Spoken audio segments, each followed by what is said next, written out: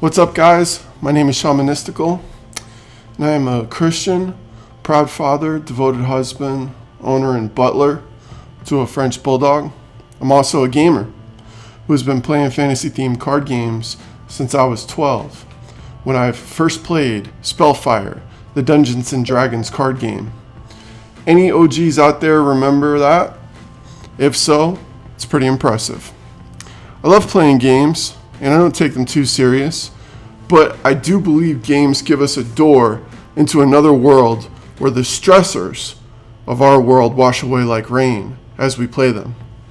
I view playing games as a necessary mental recess to our busy lives.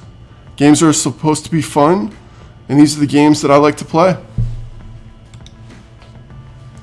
Once again, my name is Shamanistical, and I have been playing Blizzard games since I was 13 years old.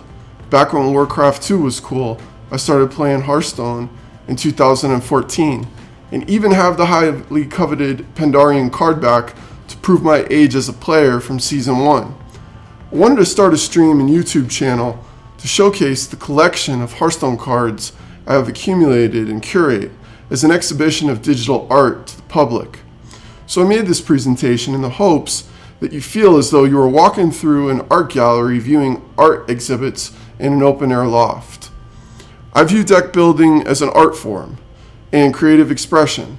Every deck that I created has a specific theme and purpose. All 18 decks that I have created are all golden, because non-golden cards don't really move me. I have a website address in the bottom of this slide to illustrate the beauty that can be Hearthstone deck building in its finest form. In my collection, all tribes are represented, all playstyles, and in order to make each deck feel unique, I gave them all different portraits, card backs, and cool nicknames, so each one feels like a different experience when you're playing. Here they are.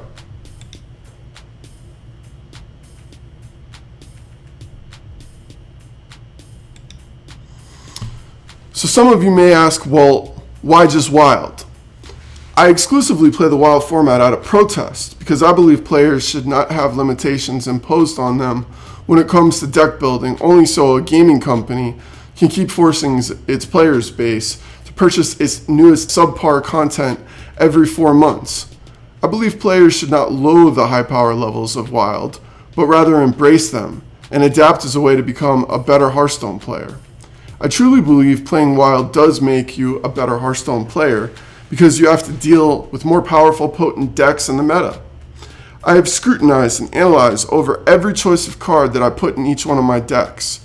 I have created for a designated, specific, intended purpose. I see deck building as an art form, and the 18 decks I have made are all my favorite art pieces I use as forms of expression. I have over 500 wins with each class, and all golden heroes as well, because I believe players should know the entire game and how each class plays, and not just specialize in one individual class. I do have a favorite class, Shaman, and I consider myself the Wild Master due to the fact that to date I have over 9,000 wins in that class alone. Finally, I wrote very brief descriptions for each one of my decks that I've posted on Hearthstone, so people can understand some of the reasoning behind my card choices and selections, or in some cases, just that I wanted to highlight a specific card that I believe makes that deck special to play. I love a great mid-range deck that catches a control deck by surprise and defends well against aggro. The mid-range playstyle is my preference of the 3 playstyles in Hearthstone. There is aggro, which seeks to win on or before turn 6, mid-range, which tries to win between turn 7 and 10, and finally control, which tries to win after turn 10. Most of my decks are mid-range decks, but I also have aggro and control decks as well in the final 18. So how will the Hearthstone stream showcase all of these amazing art creations? Here's how the Hearthstone stream will work. If I play a game with a deck and win, that deck continues until it loses. Then I play another deck. So there's a who has the hot hand mentality, while at the same time still keeping intact the running of the gauntlet ladder aspect as well. For viewership, if you have a particular class or playstyle that you prefer, then you can get excited when your favorite deck or class is succeeding, and maybe even cheer while watching the gameplay. Lastly, this concept of laddering will further serve as an indicator on what the meta has to offer its players, because you will know what is countering current meta decks and climbing. Without further ado, the first-rate, very best, finely crafted decks of Shamanistical. I hope you enjoy. Name, Ken Greymane. Deck archetype, Even Jade Totem Shaman. Tribe, Totems. Recommended card back, Thrall. Recommended hero, Thrall. Minions, 16. Spells, 11. Weapons, 3. It goes without saying that Totem Cruncher is the greatest card in the entire game, and the Rune Spear actually around turn 8 really comes in handy as a resource. Name, Kingsbane. Deck archetype, aggro combo weapon rogue. Tribe, Pirates. Recommended card back, Pirates. Recommended hero, Captain Valera. Minions, 15. Spells, 14. Weapon, 1. Best thing in this combo is going to be dropping a South Sea Deckhand Dime, and then you just put a Tinker's Sharp Sword Oil onto that, and for late game, you go Chef Nomi for the Chef's Kiss. Name, Dragon Soul. Deck archetype, mid-range combo weapon Priest. Tribe, Dragons. Recommended card back, Nefarian. Recommended hero, Tyrande. Minions, 16. Spells, 13. Weapon, 1. Best thing to do with this is to use your Acolyte on a Potion of Madness Steel, and then just Divine Spirit Inner Fire right to the face. Name, Rubik's Cube. Deck archetype, Q-Block. Tribe, Demons. Recommended card back, Black Temple. Recommended hero, Shadow Gul'dan. Minions, 15. Spells, 13. Weapons, 1. Hero, 1. What can I say? Cuban Doom Guards to the face. Name, Sneakers. Deck archetype, Secret Tempo Mage. Tribe, Spells. Recommended card back, Year of the Raven. Recommended hero, Medivh. Minions, 13. Spells, 16. Weapon, 1. Best thing on this deck is just draw a Luneth. Name, Baku the Moon Eater.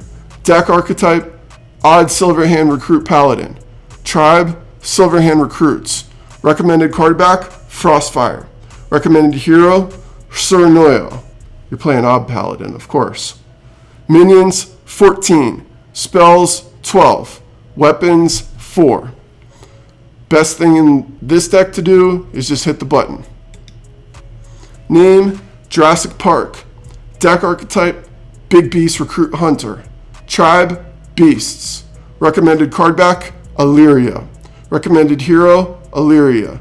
Minions, 12. Spells, 14. Weapons, 2. Heroes, 2. Best thing to do in this deck is just hold your playdeads. Either get a Seepling Oozling that has Katharina Winter Wisp's power on it, and then just start using playdeads to summon Face Charging Dinosaur. Name, J.R.R. Token. Deck archetype, Token Druid. Tribe, Treants. Recommended card back, In the Dark Wood.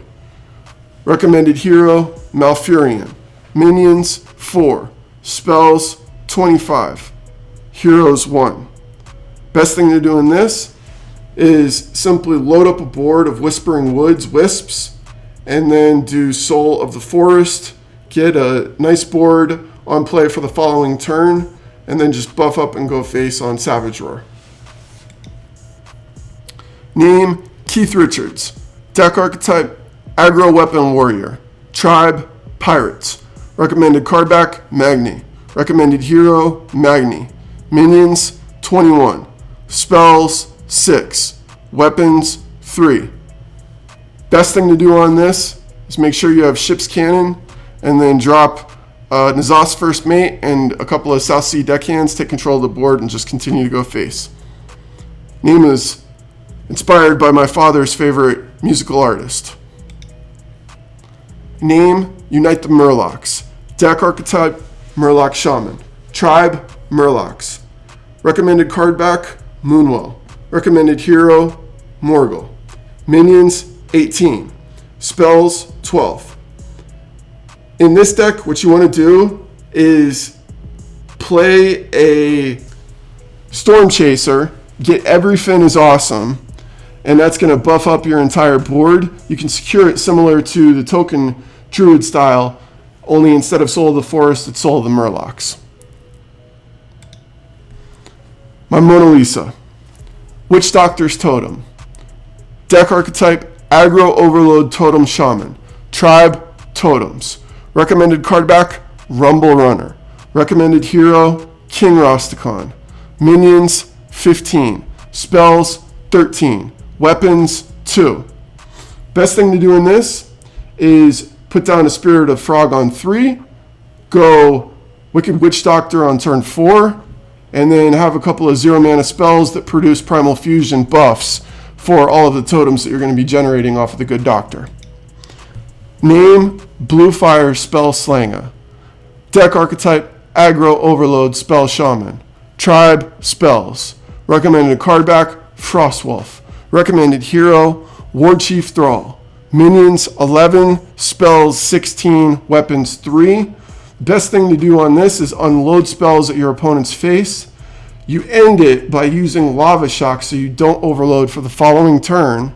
And then you play your Kragwa, get the following spells that you just cast back to your hand. Name, Elemental Waters. Deck archetype, Elemental Quest Shaman. Tribe, Elementals. Recommended card back, Stolen Thunder. Recommended hero, Thunder King. Minions, 19.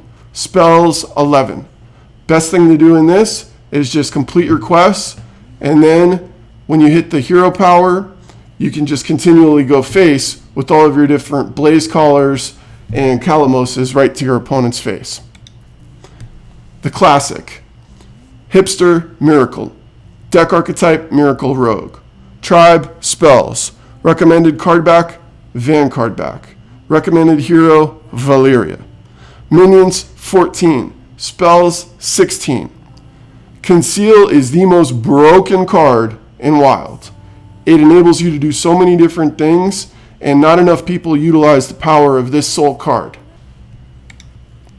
Name, Panic at the Disco. Deck archetype, Discard Quest Warlock. Tribe, Demons. Recommended card back, Cabal. Recommended hero, Nemzi. Minions, 19. Spells, 10. Hero, 1.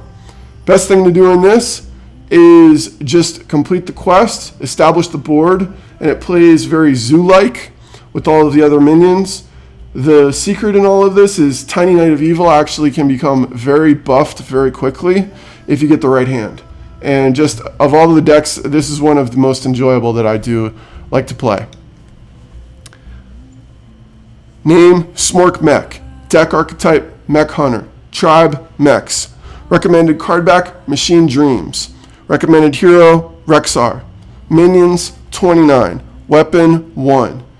In this age of Snip Snap, I think that it is absolutely just incredible when you are able to secure a flying machine and just go face off of a Snip Snap or even a War Gear. Name, OTK Exodia Freeze. Deck archetype, OTK Exodia Freeze Mage. Tribe, Spells.